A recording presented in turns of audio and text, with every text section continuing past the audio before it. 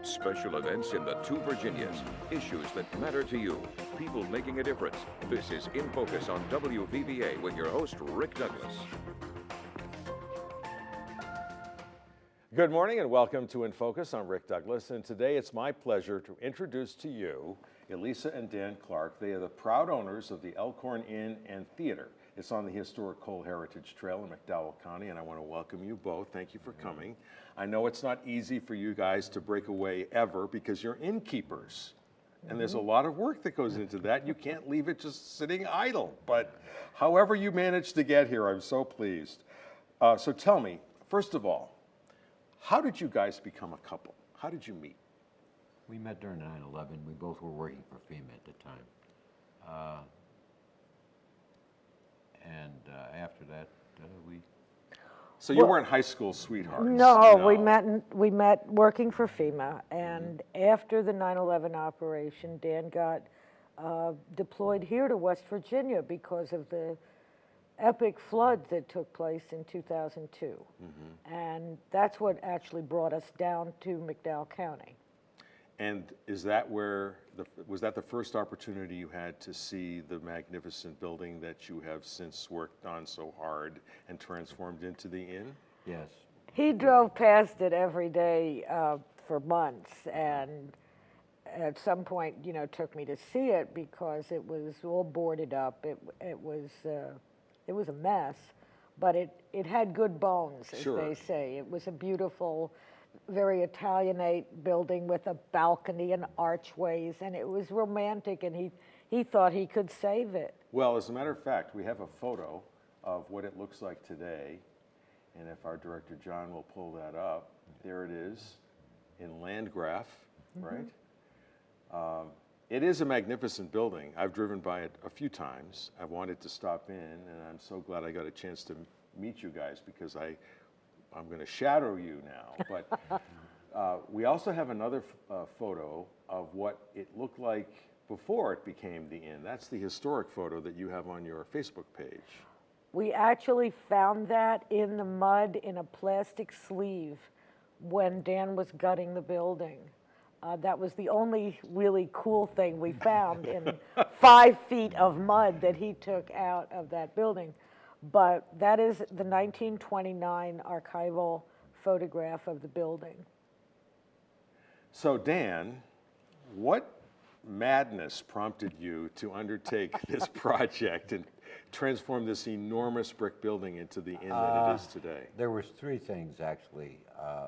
One, I kind of enjoyed the building, just seeing it the first time. I thought I could rebuild it. And the third thing, I believed that me and Elise had to start our own business together and work on something together if we were going to stay as a couple.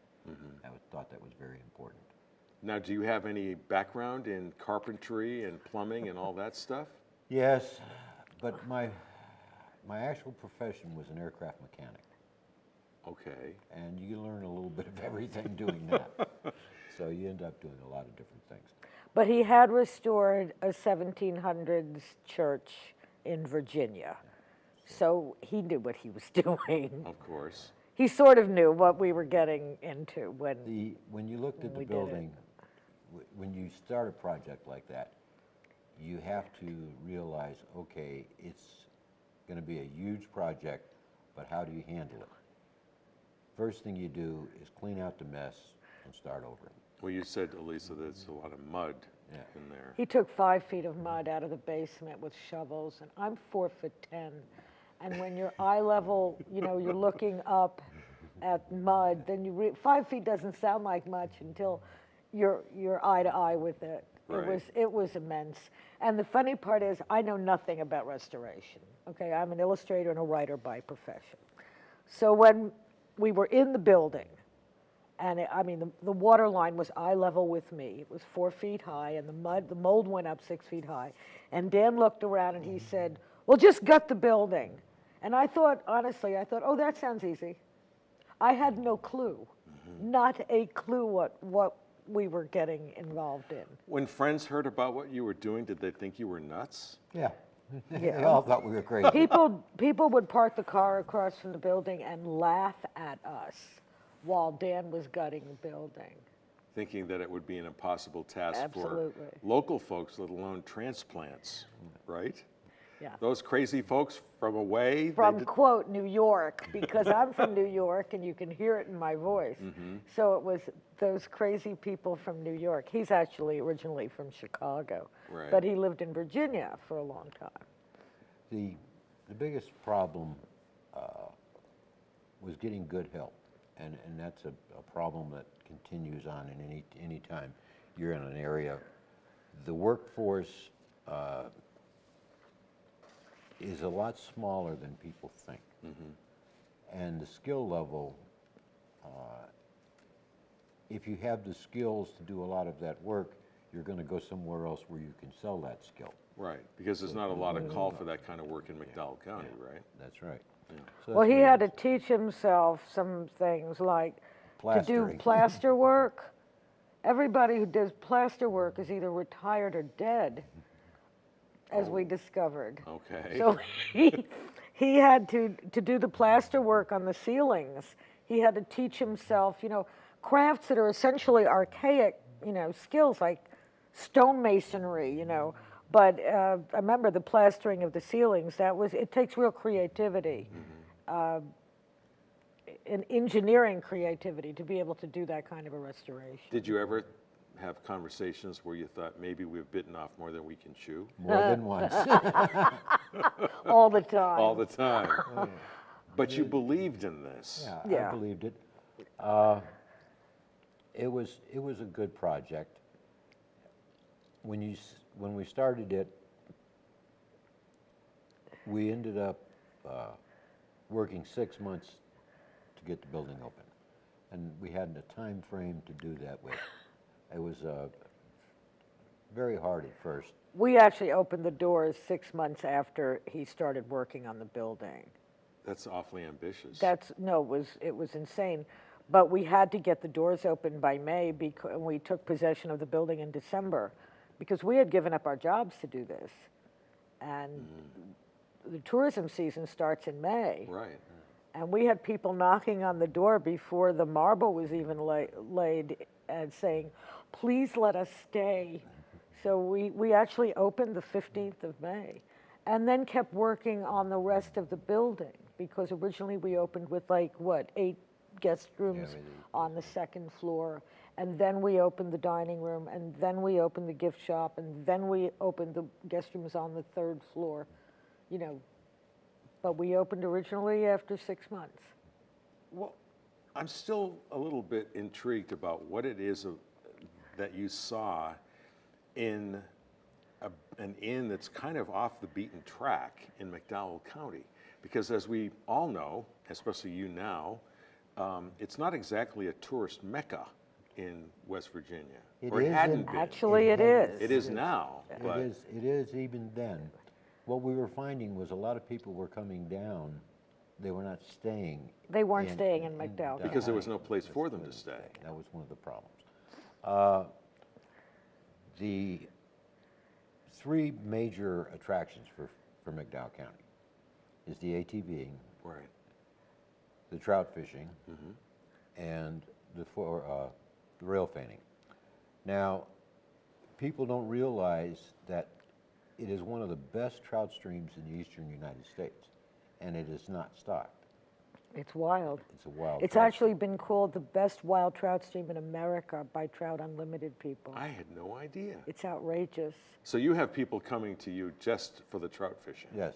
We had an Orvis guide. He was written up by a journalist that was at the inn when he came. He was an Orvis guide from Virginia, and he was blown away. He said, he's fished everywhere, including Patagonia, and he said it was the best fishing he'd ever had. He caught 40 fish. We've had guests, don't laugh, catch 150 On a weekend. on a weekend, 60, 30, 4 before breakfast, 45 before lunch. Now, granted, a lot of these people, they're Trout Unlimited, they're really, really good, but even we catch fish in that creek. And you're talking 24 to 32 inch trout. These are big, whopping trout. He was explaining how he knew they were wild trout because of the colors in their cheeks. Apparently, yeah, and it was very definitely a wild trout stream, and that's what made it so fabulous, and so on and so forth. So yeah, we get guests from all around the country, and it's catch and release with these people. Although and we encourage catch and release because, frankly, if these guys catch 100 fish before breakfast, they're going to fish out the creek. Right. So what they do, these are all catch and release. They catch them, they take a picture sometimes, and then they throw But them wild back. trout is occasionally on the menu at Elkhorn Inn, right? No. Well, we have trout on the menu, but not from Elkhorn Creek. Oh, okay. All right. Well, we're going to talk a little bit more about what's on the menu at Elkhorn Inn when we come back, so stay tuned.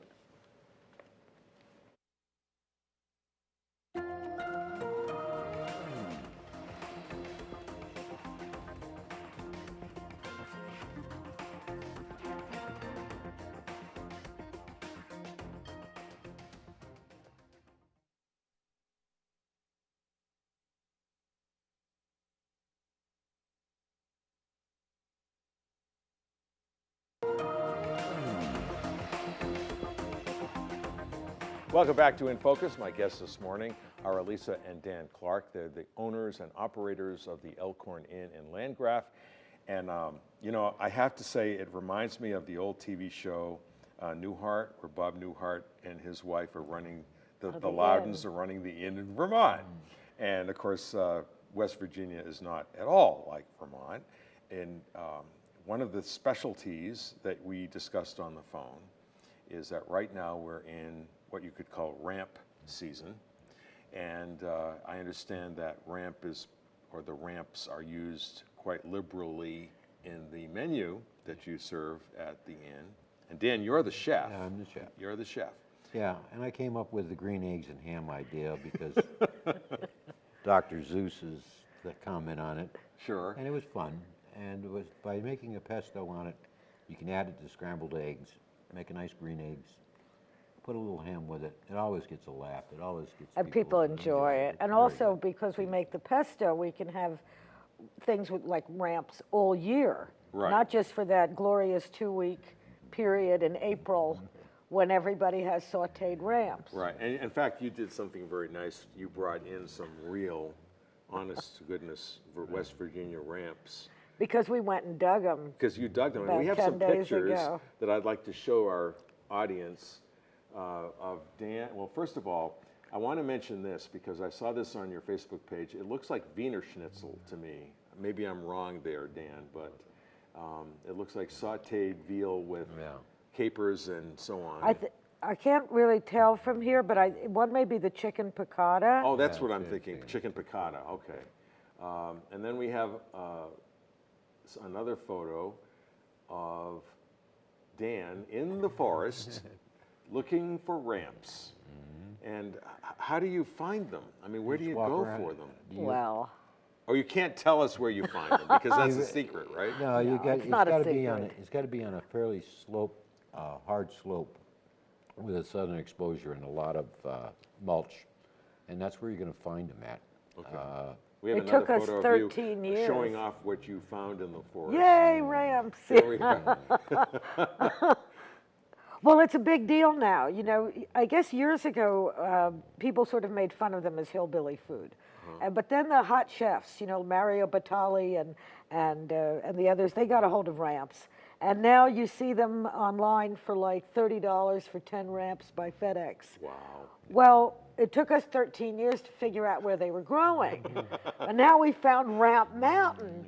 But you do need a four-wheel, you need a four-wheeler to get out there. And we were in mud up to Dan's waist. Well, as a matter of fact, we have a photo. Well, there are the ramps that are now being washed. Yeah, those are in the sink Can after you we got store home. them? Do you wash them before you store them, or do you store them You wash fresh? them before you. Well, you them wash before them, you and store then we made pesto, and we made pickled ramps. Okay, well, the next photo we have is of the pickled Yeah, those ramps. are the And you brought some with you. Yeah. I'm going to sample them for the first time. Okay. This is historic.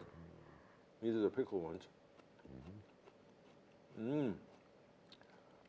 They have a kind of garlicky flavor Kinda. to them, don't they? Pickled garlic, it's really Yeah. good. I can see why people are so wild about ramps. That's Wow. that's an interesting Japanese recipe.